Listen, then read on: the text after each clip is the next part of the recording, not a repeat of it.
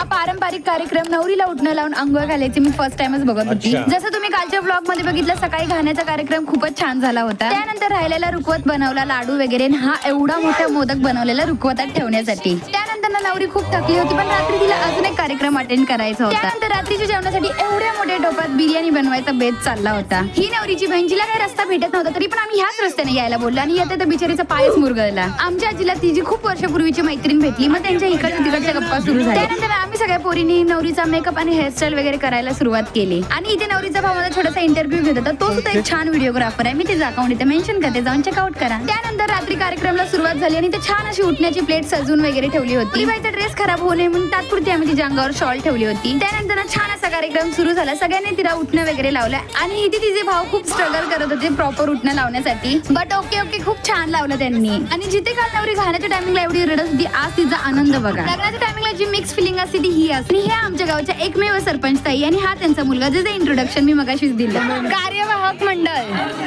त्यानंतर नवरीला अंघोळ वगैरे घालून छान अशी साडी नेसवली आणि पुढचा कार्यक्रम उरकून घेतला आणि मग आम्ही बिर्याणी खाल्लं, झोपी गेलो. भेटूया आपण पुढच्या ब्लॉग मध्ये. तोपर्यंत फॉलो करा. बाय.